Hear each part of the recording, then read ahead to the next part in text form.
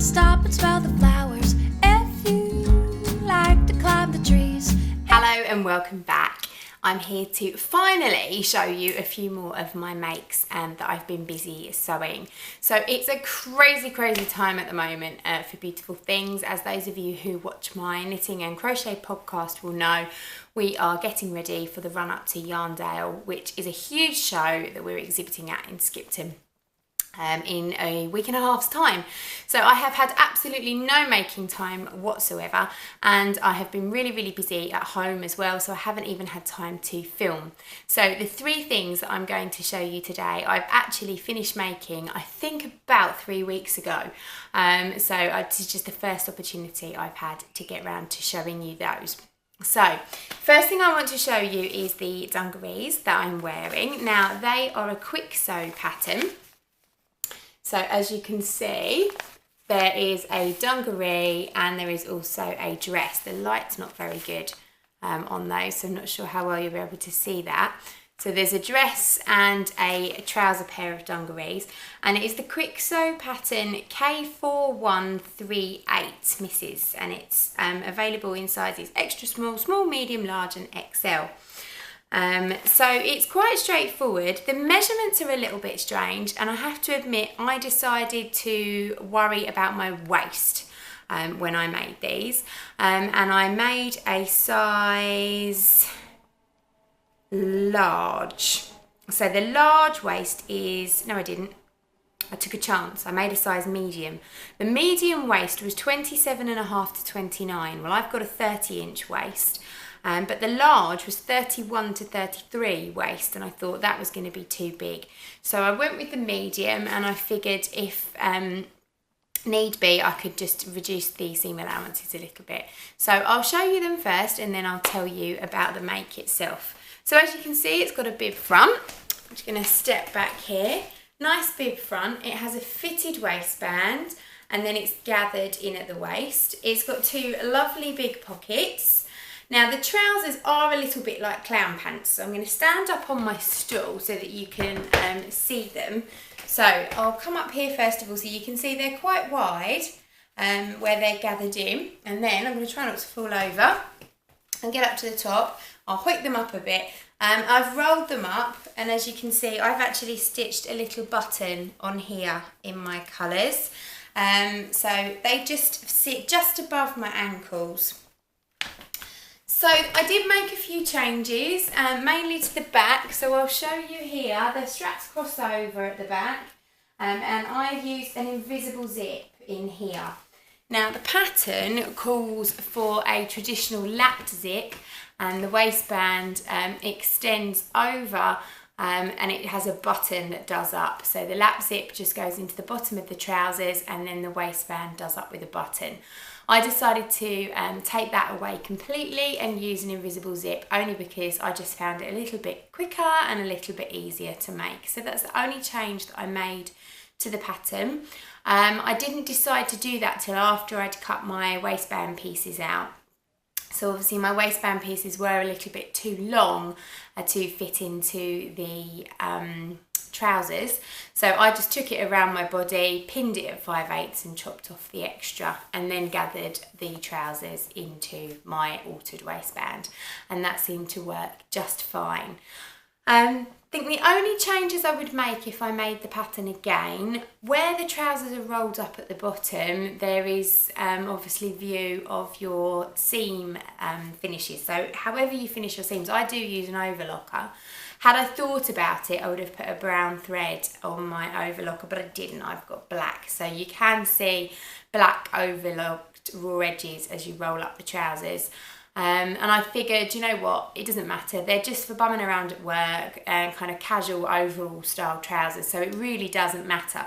But if I was going to make them again and make them a little bit neater, then I would probably shorten the trousers and actually make a proper like a cuff to put around the bottom of the trouser leg. The other thing is the trousers are really long, and I actually gathered them into the waistband and stitched them all in before I tried them on, which was a silly thing to do really, because actually the crotch, if I stand up again, you can maybe see if I go back, just moving my stool, The crotch should be here and it's actually down here. So really they need to be hooked up to here. So you can see there's quite a lot really that I need to take out of the top of the trouser if I wanted the crotch to sit where it's supposed to. But then is it supposed to? I don't know. When you look at the pattern on the front, the model's got them, I would say they are slung quite low. The fact that they do have this kind of billowy shape on the outside would imply that really it doesn't matter where it sits, and it maybe is supposed to be a little bit slouchy. And it is just a really casual pattern. So I can see myself getting quite a lot of wear out of it. The fabric isn't the most breathable, I have to admit. I've worn it today and it's been a really, really hot day. This is me after a long day in the studio. I've literally come straight home from work and turned the camera on, so I haven't even run a brush through my hair. So I apologise for looking like a scruff bag, but that is the purpose of these overalls, just to wear to work, just to bum around in. You'll see I've made a few little tweaks to them. I've put some little buttons on here, a little bird button, a little green button and a brown button in company colours, and I've also used bright pink and chocolate brown buttons on the buttonholes. So that's just given it a little bit more fun, added a bit of a twist to it and made it a bit more work friendly. I think I will make the skirt version that's on here. And I don't know if you remember, but for those of you who've been watching my fabric haul and my makes videos, I had some really lovely, really quirky fabric that had loads of little trees and animals and birds and all sorts of things all over it with lots of little googly eyes. It was a bit Japanese kawaii, and I think that would be really, really fun to make the skirt version out of. And with that, obviously, there's no worries about changing the trousers or altering those, because it is just going to be the bib front, the waistband, and then a skirt. So if I can't get the skirt cut out of that fabric because there isn't very much of it, then I may just cut all of the bib parts out, and then whatever I'm left with, I'll just make a gathered skirt out of. So I might not actually cut the pattern as per the quick sew pattern. But I'll keep you posted on that. Anyway, so it's a thumbs up from me. It really is an easy one to sew. It is quick to sew.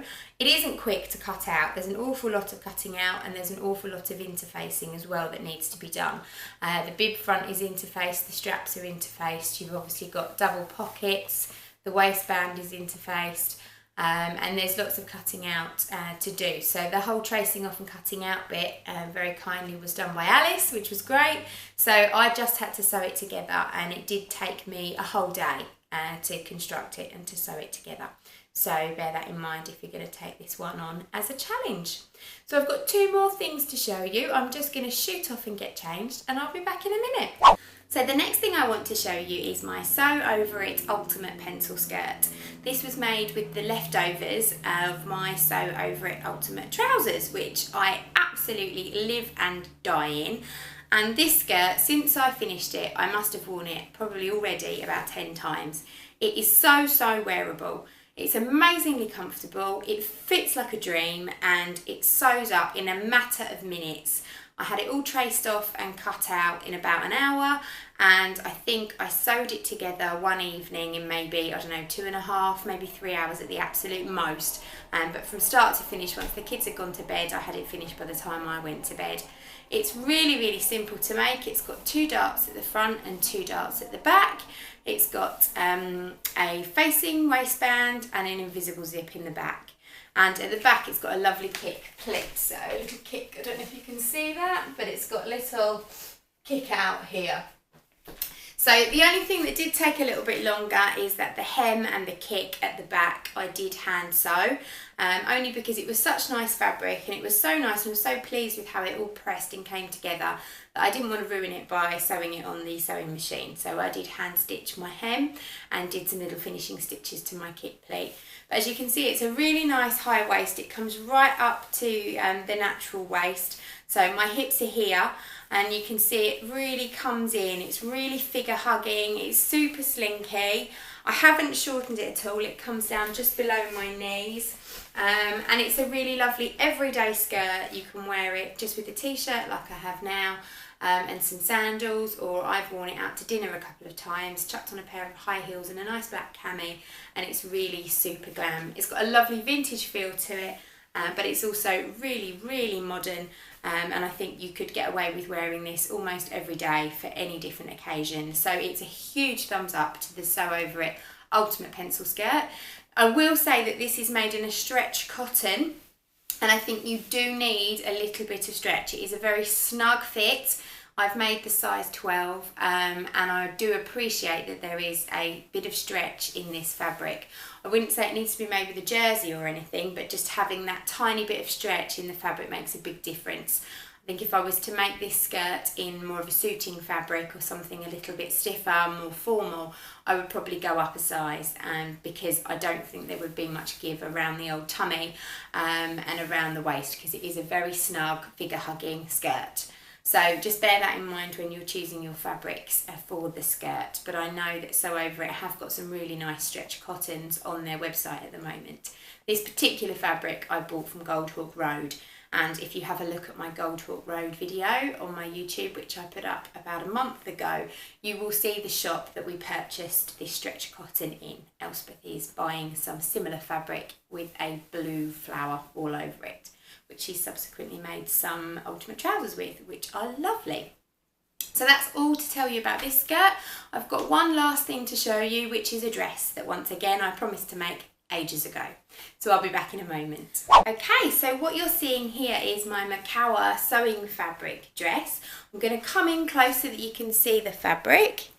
So as you can see, it's got lots of thread and sewing needles and dress forms and sewing thread, etc. Little sewing machines all over it. This is a fabric that's really, really popular in the craft circle. I know lots of people who've used it for quilting and making project bags, etc. It is just a Makawa fabric, so it's easily obtainable in most fabric shops, or you can get it on eBay, and there is a whole range of this fabric in different designs. So I've had this fabric in my stash now probably for about 2 years, looking for the perfect dress to make with it. I knew that I wanted to make something with a bit of a vintage feel to it, but also something that I could wear every day, because I thought it would be the perfect work dress for me. So the pattern that I chose to make was New Look 6341. So that's this pattern here. Now I've made this pattern before, and I've shown it to you before. I've made it in that lovely Dashwood Studios turtle fabric. In fact, it was made in the same fabric as this project bag that I'm using at the moment for my knitting. But I've lost a bit of weight since I made that dress. Previously, I think I made a size 14 or 16 to 14, and it really is too big for me. So I've come down a size, and this one is a 12.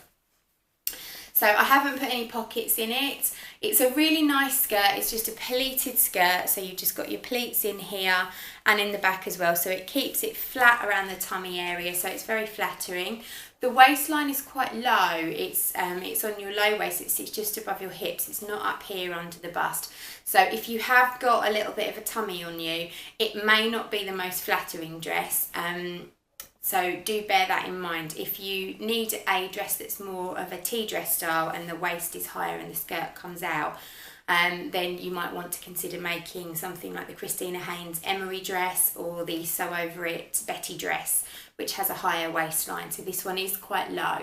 I have got a tummy on me, but thankfully it's down here and not up here.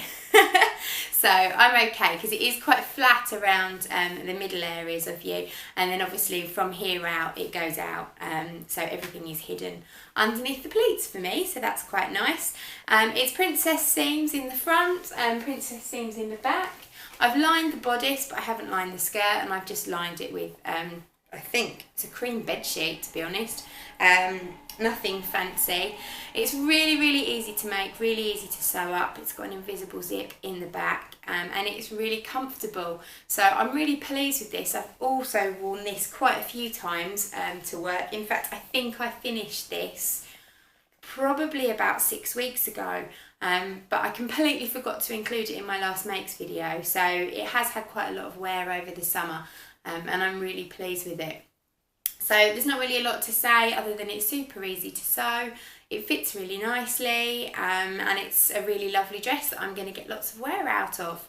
So I hope you've enjoyed seeing the 3 things that I've made so far. I will tell you quickly that I've nearly made some more things, so hopefully when I get back from Yarndale I can get those finished and get those on for you.